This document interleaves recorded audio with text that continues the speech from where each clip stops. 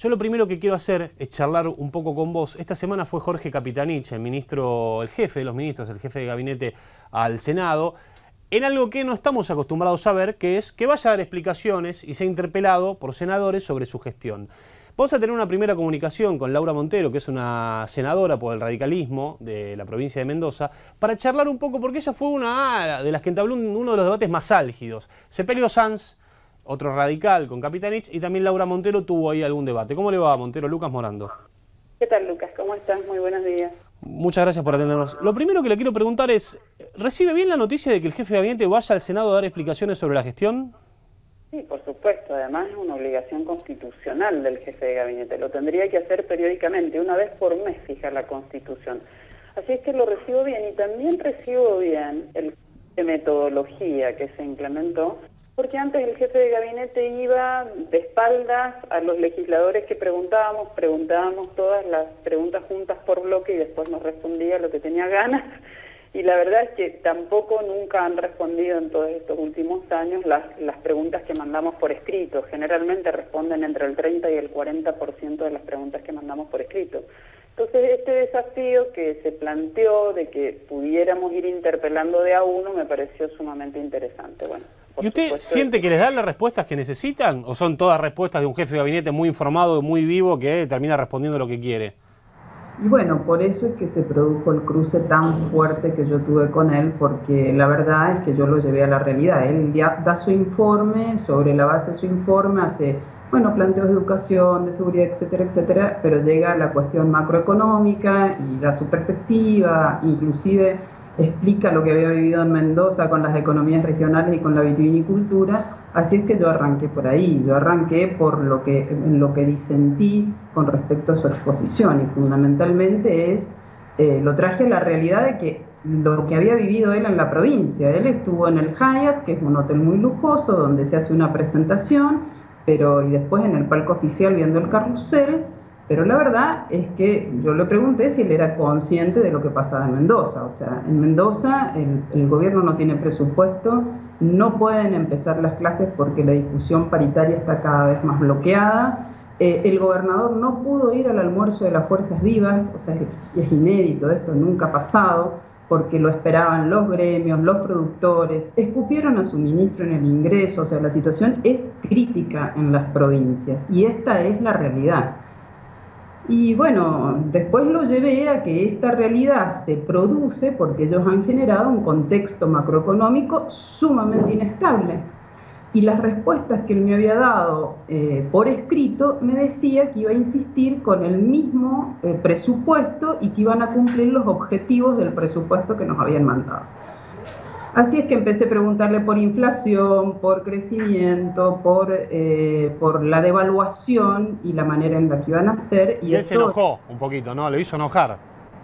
Sí, se enojó sobre todo cuando yo planteé el tema del ajuste ortodoxo que ellos estaban planeando, y además del ajuste ortodoxo, que se lo expliqué por qué, era del 50 y de la década del 60, y era un mandato del Fondo Monetario que decía que cuando se quedaban sin reservas y tenían problemas en el balance de pagos, que son las cuentas externas del país, bueno, tenían que devaluar y subir tasas, disminuir consumo, disminuir inversión y además disminuir gasto público para bajar la inflación. Y esto es lo que están haciendo hasta este momento.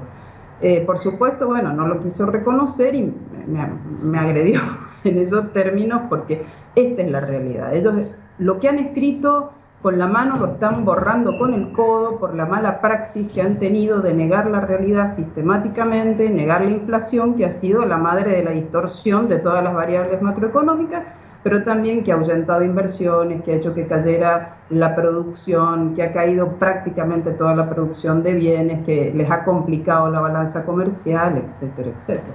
Montero, cuando escucha que hoy va a haber un paro de transportes en todo el área metropolitana, sobre todo vinculado a lo que pasó esta madrugada, que falleció un chico de 22 años por la inseguridad, ¿a usted le parece que es un reclamo lógico? ¿Es justo parar todos los colectivos por algo que no se va a solucionar de un día para el otro? ¿Qué piensa de eso? Bueno, justamente cuando estuve en el programa el otro día en Infobae, estuvimos hablando de estos métodos de acción directa a veces para el reclamo, que hay que ver de la forma en que no se afectan los derechos de terceros. Es complicado porque la gente entiende, o sea, los trabajadores entienden que hay momentos críticos donde ellos tienen que plantear sus reclamos y que tienen que ser tomados sensiblemente por los medios, por las autoridades y que lo tienen que hacer de esta manera. El tema es que lamentablemente se afectan derechos de terceros. Yo creo que si hubiera canales institucionales para resolver estos conflictos y se atacaran las causas de los problemas y no siempre estuviéramos obrando sobre las consecuencias, tendríamos, digamos, respuestas más civilizadas y mejores y más respetuosas de los derechos de terceros que las que a veces se plantean en las acciones directas, ¿no? ¿Usted considera que no es civilizado lo que están haciendo ahora los camioneros, los colectiveros?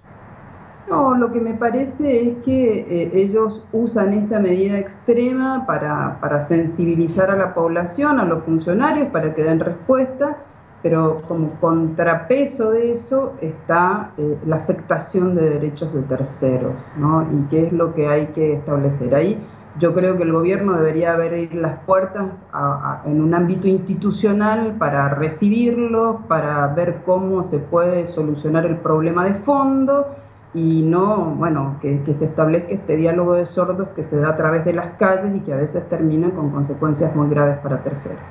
Usted vio que la presidenta en la apertura de la Asamblea Ordinaria dijo que era hora de que de alguna forma se ordene la calle y planteó la idea de escribir o de que los diputados y senadores trabajen por un proyecto de ley para tratar de limitar la cantidad de piquetes, es decir, que cualquiera de que 20 personas no corten una avenida importante como la 9 de julio o una autopista como la Panamericana. ¿A usted le parece bien que hay que trabajar sobre un proyecto de ley para limitar de una vez por todas que cualquiera interrumpa la vía pública?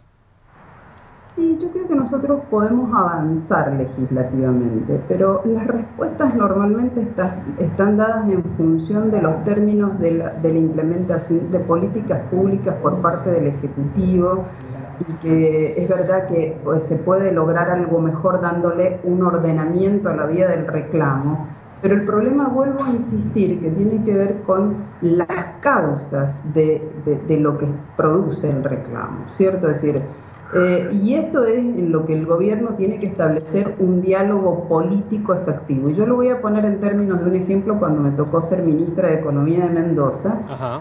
Tenía, la verdad, que implementar, o sea, tenía problemas de sobrestock vínicos que tiraban los precios abajo y tenía un grupo de productores muy aguerridos que hacía piquetes, cortaba las calles, etcétera, etcétera. Bueno, un día yo fui a una reunión de ellos en un salón que hacían, que era Ingeniero de Agnoni, y les expliqué con un PowerPoint, me acuerdo, qué era lo que yo iba a hacer, ¿cierto?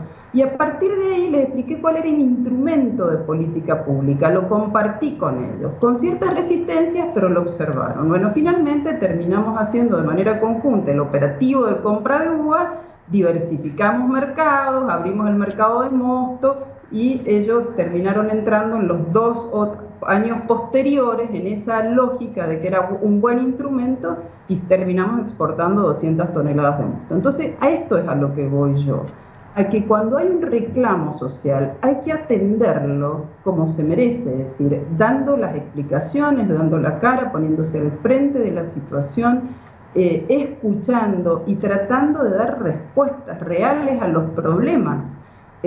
Porque si no, o sea, si nos encerramos entre el diálogo, digamos, institucional, el diálogo que tenemos que establecer los funcionarios cuando nos tocan con la sociedad, y bueno, estamos cancelando la posibilidad de encontrar las respuestas adecuadas. Laura, le hago la última. ¿Usted cree que en estas alianzas que se van a venir de cara a las elecciones del año que viene, hay lugar en la Unión Cívica Radical para hacer un acuerdo con otros frentes? Que yo sé que eso lo va a anunciar dentro de muy pocos días, pero ¿hay lugar para el macrismo en la Unión Cívica Radical?